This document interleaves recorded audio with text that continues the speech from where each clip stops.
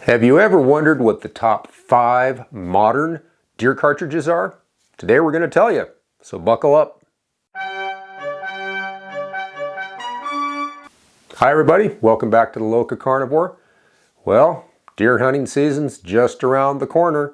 Well, you guys that are out there with your bows and arrows right now can shut up because we're talking about rifle season. Nothing wrong with bow hunting, love it too. At any rate, I wanted to talk about the top 5 modern cartridges for deer hunting. So what do I mean by a modern cartridge? My opinion, that's anything that was introduced after the year 2000. So basically 21st century cartridges. There's a lot of deer cartridges out there. I mean, if you look at the 30-30, that's been around for almost 150 years. We're talking about, depending on whether you're a slacker Gen Z or a slacker millennial or a slacker Gen X or a slacker boomer, every generation is considered slacker by their predecessors, so get over it. Doesn't matter what gen you're in, that's either your father's cartridge, your grandfather's, your great-grandfather's, your great-grandmother's, whatever it was. Those are old-time cartridges, those are traditional cartridges, still work great. But I wanted to talk about the new ones that are out there, because there's a lot of good cartridges that have been introduced, and I tend to kind of poo-poo them. Yeah, a little bit of a traditionalist, and I kind of go with the if it ain't broke, don't fix it school of thought. But some of these new cartridges really are quite good. So I wanted to narrow it down. I mean, there's a lot of new ones out there since 2000. I was amazed when I did my research on just how many have been introduced since the turn of the century. But needed to keep the video compact enough so that you folks would be staying around long enough to watch the darn thing. Thank you, YouTube metrics, forcing us to do what we have to do. Anyway, so we narrowed it down to 5, and we're going to go not necessarily the worst to the best or anything like that, but we will end up giving you the whole thing through the whole video, so you do need to stay with us all the way to the end, please. And not only are we going to talk about what the top 5 are, I'm going to compare them to their nearest performing traditional cartridge, the one that maybe one of these cartridges has been around for a really long time. I'm going to compare it to that ballistically, and we're going to kind of see, is it an actual replacement? Are some of these new cartridges going to eliminate or completely replace some of these old traditional cartridges?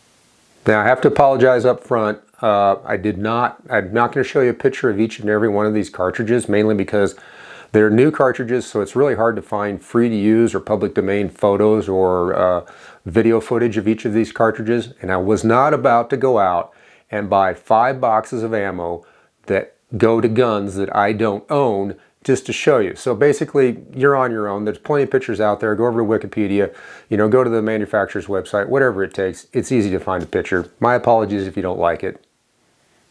And hey, while you're at it though, don't forget to give us a big thumbs up, like the video, subscribe. We want you on the LocaCarnivore team. Ring that bell so you'll be notified of every video. And since we don't have a picture of each and every cartridge, what I'm going to show you instead is a series of slides with, slideshow. Just get over it. It's the best I can do. Hey, if you contribute to our Patreon, the link's down in the description, I can get more budget and I can do some lot fancier stuff than what I'm doing with just me and that camera you're looking at right now, watching me on. So that's just a little plea. At any rate, what I'm going to do is show you a couple of slides for each cartridge that's going to compare it ballistically. We're going to give you muzzle velocity, muzzle energy, velocity at 400 yards, and muzzle energy and energy at 400 yards as well. And then the 400-yard drop with a 200-yard zero. That covers the gamut. Most deer hunters shoot their game well within inside 200 yards. If you're way out in the western United States, you might have to take a shot occasionally at 300-400 yards. Stuff that's way out there longer, kind of a different thing. Different cartridges are available for that, although a couple that we're going to mention could suffice out past the 500-yard mark. But we're going to keep it reasonable, what most hunters do. So that envelope is going to give you a good idea of how that cartridge performs, and if for deer hunting, and how it will compare to the traditional or old school cartridge that it's closest to. All right, first cartridge up today is going to be the 6 Creedmoor, 6mm Creedmoor. This is a follow-on. It's sort of a stepchild development from the 6.5 Creedmoor, so it's a 6.5 Creedmoor, neck down to 6mm. What's 6mm compared to? 243 Winchester. It's a 24 caliber bullet. There's other 24s out there, Weatherby's, blah, blah, blah. But the 243 is the most common cartridge, and it has been a deer killer since it was introduced back in the 1960s. So it's been around forever, and it's a good cartridge.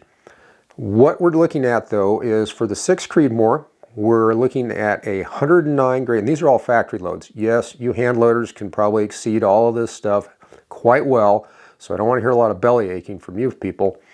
And we just know that. Hand loaders can outdo factory ammo for both accuracy and velocity generally. So we have to have something that the average hunter can compare to and relate to. So we're doing factory loads. First load for the 6 Creedmoor, a 109 grain Berger hybrid bullet. And that goes out, these are federal loads, except where noted, just because it's easy to pick up those loads. I don't have anything going with federal, so don't worry about that. At any rate, the 6 Creedmoor has a muzzle velocity. It leaves the barrel at 2,975 feet per second. And that gives you an energy of 2,142 foot-pounds. At 400 yards, the bullet's still going 2,342 feet per second with an energy of 1,327 foot-pounds, 1,327 foot-pounds. Now, a little side note here, I consider 1,200 foot-pounds really the lower edge for reliable, efficient one-shot killing on deer-sized animals, say animals from up to about 250 pounds. I think that's a reliable energy figure. You can do it with a little less, but it just gets a little more problematic. Now, the drop on this bullet at 400 yards with a 200-yard zero, 18.3 inches. No, I'm not going to do it in mils and MOA and all that. You can convert it if you want. Now, we look at the 243 Winchester with a 95 grain Berger hybrid. And I wanted to get similar type of bullets so that the BCs would be kind of close and all that, so everybody's got kind of a level playing field. Frankly, for deer, for 243, I like to recommend a 100 or 110 grain bullet, but that hybrid, it's got some good stuff going for it. So at 95 grains, it's a rational choice for deer. It's going out the muzzle at 3,050 feet per second, so we're just a little shy of 100 feet per second faster because of the slightly less bullet weight. However, the energy's down because it's lower bullet weight, 1,962 foot-pounds of energy. At 400 yards, we got 2,226 feet per second for an energy of 1,045. And again, that's below my 1,200 foot-pound threshold, but as long as you're at or above 1,000, you're in the marginal zone. I think you're okay with that, but I really can't highly recommend it. So again, with the 243 out to 400 yards, and most people are not shooting deer at 400 yards with the 243. It's usually well within inside 200. However, interestingly enough, the drop is only roughly a half inch worse at 18.9 inches, when that's not bad at all. So they're very comparable as far as their trajectory. The 243 with that lighter bullet suffers a little bit in the energy department out at the extended range. So the 6 Creedmoor, I think, ultimately might supplant the 243 to a certain degree, but it's never going to replace it because there are millions, probably tens of millions of rifles out there in circulation chambered for 243. It is renowned as the first serious centerfire cartridge you're handed as a youth when you graduate from rimfires, and it's most people's first deer. A lot of people's first deer over the decades have been taken with 243s. So the 243 is not going away, but the 6 Creedmoor definitely gives it a run for its money. It's a really good cartridge in my opinion. All right, next up, 6.5 Creedmoor, as I call it, the 6.5 Creedmoor. And I always joke about calling the Creedmoor the Needmore, or it's also known as the 6.5 Man Bun. Now, I did have a conversation with the head of the 6.5 Creedmoor Fanboy Club. You can see him right there on the screen. And he was very glad that we're including this and not actually knocking the cartridge for once. I mean, I tend to give the 6.5 Creedmoor people a hard time because the fanboys just think this thing is a death ray, and it's a good cartridge, but it has limitations like everything else. Also, by the way, if you're looking for if you're looking for more content, go over to our LocaCarnivore website. The link's down in the description. While you're at it, you can go to the store tab. buy some LocaCarnivore merchandise. We'd appreciate your support in that area. So getting on with the 6.5 Creedmoor. The bullet selected in this load was 130 grain Swift Scirocco 2. And that's abbreviated, so otherwise the chart would have gotten too big. At any rate, the 130 grain Swift Scirocco 2. Very high BC bullet. The Swift Scirocco is noted as really good expander, but it still hangs together really well. Out the muzzle in a 6.5 Creedmoor at 2,800 feet per second. Energy, 2,263 foot-pounds. You get to 400 yards, it's still cooking along at 2193 and an energy of 1388 foot-pounds. Again, perfectly acceptable for deer-sized animals. Drop, 21.1 inches, and that's very usable trajectory. Interesting, it's got more drop than the 6 Creedmoor, but it's got more, a lot better, effective range. For instance, carrying a lot more energy. Now, its nearest competitor, it's always compared to the 308. Frankly, I would compare it to some of the other 6.5s, like the 6.5 by 55 Swedish or something like that. However, 308 it is, and I picked a 165 grain Swift Scirocco 2, so similar bullet, a little heavier though, quite a bit heavier, 2,700 feet per second at the muzzle for an energy of 2671, so much higher energy. 308, in my opinion, is going to be better closer up. The closer you get to your game, the 308 is going to be better than the Creedmoor. As it gets out to distance, though, it starts to suffer a little bit because of the lower BC. We're at 1990 feet per second, so roughly 200 feet per second less than the Creedmoor, and 1450 on the energy. The energy is higher, even though the velocity is lower, because the bullet's heavier. And with that bullet, it's also going to have a high sectional density, although the 6.5 millimeter bullets have good sectional density as well. So you're going to get good penetration for either. Drop on the 308, 24.5 inches. Now that's 3 inches, 3.5 inches roughly, and that seems like a lot, but in practical terms, for field accuracy out of a hunting rifle with your average hunter behind the trigger, it's really a dead heat, so I wouldn't get too worried about that. So is the 6.5 Creedmoor going to replace the 308? Given how many 308s are out there, again, like the 243, I highly doubt it, but it's definitely a good alternative. I think on the right game, in the right envelope, it's a great round. It's less recoil than the 308, and it also has better, generally, long-range ballistics, downrange ballistics. So I think it's a good cartridge from that point of view, and it's just simply lighter, so it makes the overall gun lighter. Your choice, but the Creedmoor is a good cartridge. It's going to be fine for deer. All right, moving over to number 3, 6.5 PRC. PRC, for those of you who don't know, is Hornady's, who developed the round, designation for Precision Rifle Cartridge, and this abbreviation, acronym actually, a TLA, 3-letter acronym. And it's part of Hornady's Cartridge of the Month Club. They're constantly coming out with new things to make you want to buy new guns and new ammo, particularly ammo from them, and stuff they convince you can't live without. However, I'm a big fan of 6.5 millimeter cartridges, and I'm a big fan of the 6.5 PRC. Having not even shot one yet, just looking at the ballistics, I've always been very excited about this. And we're going to compare it to the old standby, the 270 Winchester. So the bullet I selected for the 6.5 PRC is a 130 grain terminal ascent.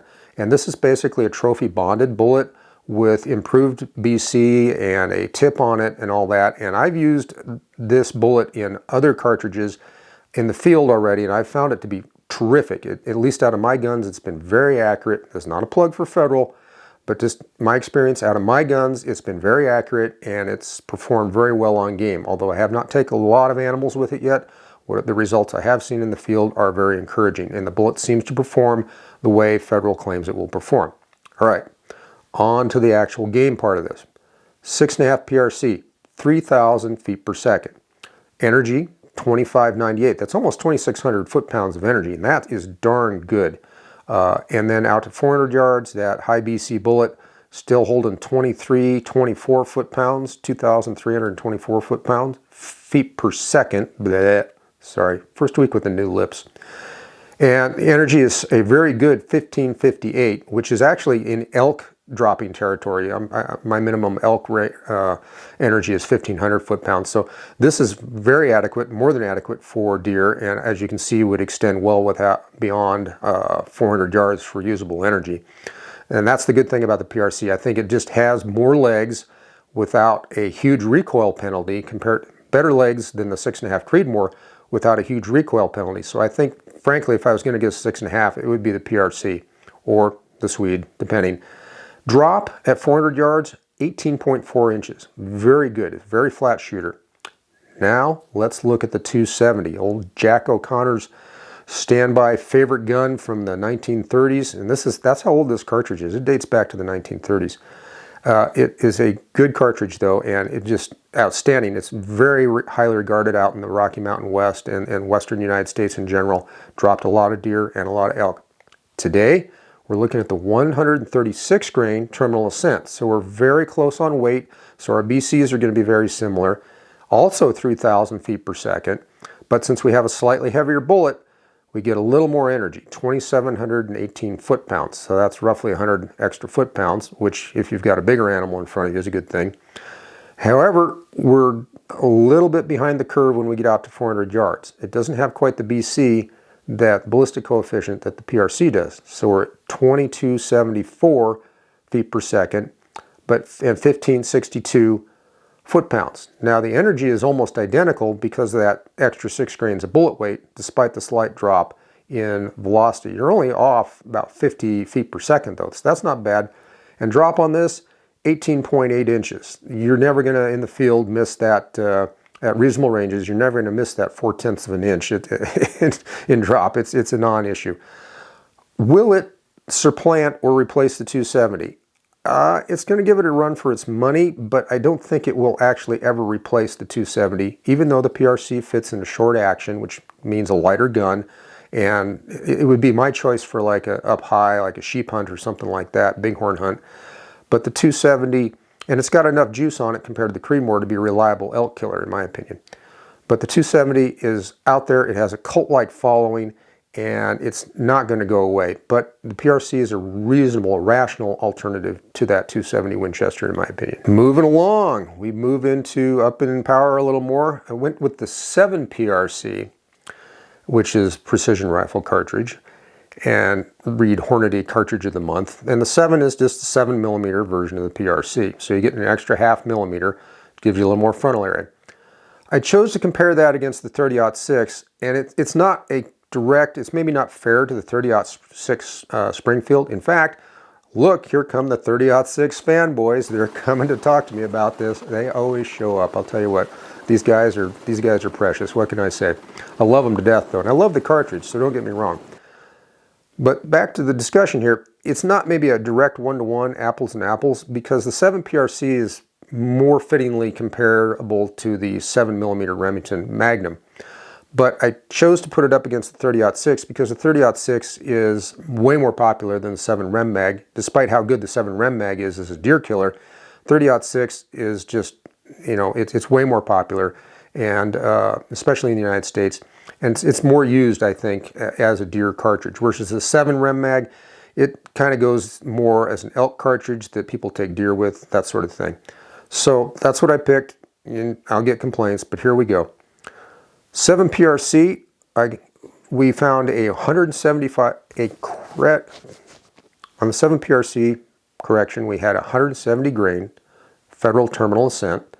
That's going out the door at 2,950 feet per second, which is about 100 feet per second than even a 7mm Remington Magnum, because 175 grain, 107mm Remington Magnum traditionally goes out the door at about 2,850. So we're about 100 feet per second.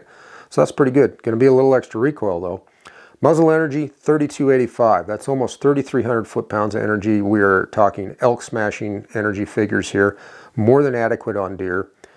That high BC 7mm bullet carries it down range. It's still making 2,392, almost 2,400 feet per second at 400 yards.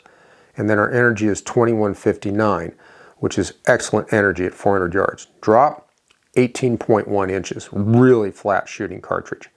Now we look at the 30-06, and admittedly it's kind of starting with a handicap, but Best bullet I could find for that was a 165 grain Swift Scirocco 2, 2,800 feet per second. So a little lighter bullet, but going slower already. So your energy is 2872 foot-pounds at the muzzle. And then you start suffering downrange.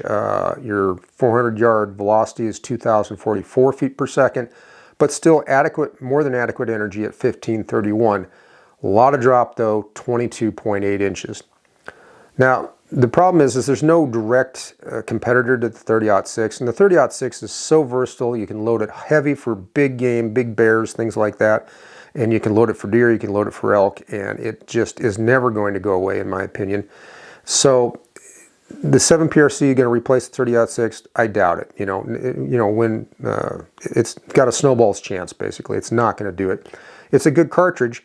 However, in my opinion, why put up the extra fuss and bother and the extra recoil and all that compared to the 7mm Remington Magnum, when the 7mm Remington Magnum is already out there, plenty of ammo, plenty of guns, etc. And so I don't know how well the 7 PRC is going to do in the market overall, down range here, so to speak, over the years. I suspect it's going to lose traction in the marketplace compared to the old Remington Magnum, but who knows. So there you go. That's those two compared. And the 7 PRC, good cartridge, but a little extra recoil compared to what you need to do the job on deer. Our fifth and final contestant, last but certainly not least, and we're way up in the power scale here, 300 PRC.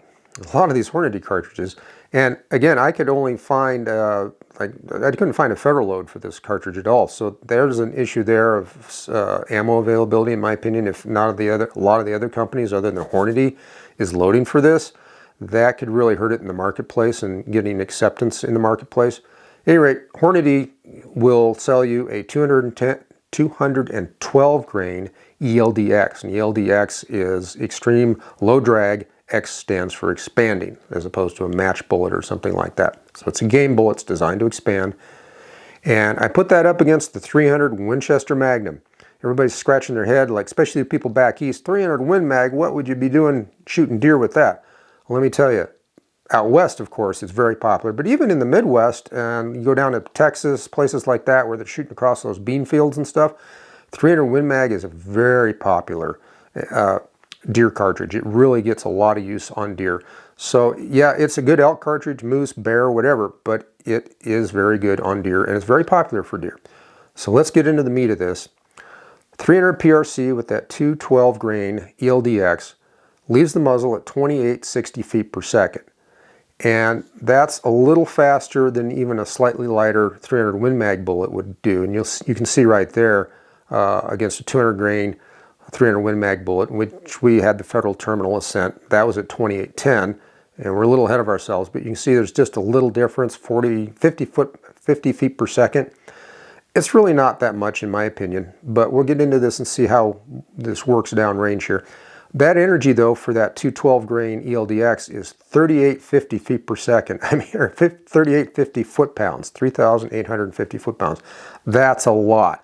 You are up in and knocking on the door of 375 H&H land for that. 375 Holland and Holland. That's outstanding energy. It's fit for any big critter out there. And this thing is actually more almost like a 300 Remington Ultra Mag. It's getting more in that territory, certainly a 30 Nosler. 400 yards, that high BC bullet still carrying 2334 foot-pounds, 2,334 feet per second, excuse me. And then an energy of 2565, 2,565 foot-pounds. That is outstanding energy. It's more than adequate for elk, and obviously both this and the 7 PRC, you could, and the 6.5 PRC, you could easily go out to 6, 7, even 800 plus yards on deer-sized animals within these cartridges. So, but again, we're talking about rational ranges for most rational hunters, your average hunter.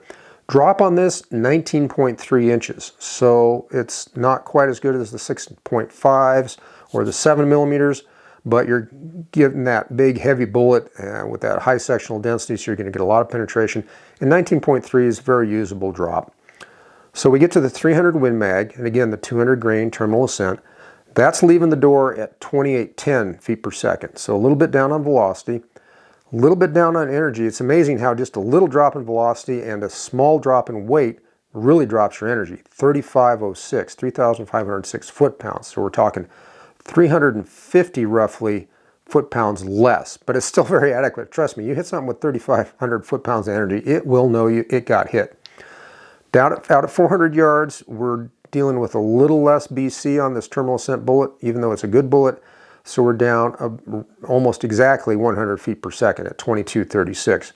Energy, consequently, the math is the math, we're down to 2,221 foot-pounds. So we're talking a 300 foot-pound drop. But you're not getting pounded as hard. And I'll tell you what, 200 grain bullets out of 300 magnums in that general range, that's a lot of recoil.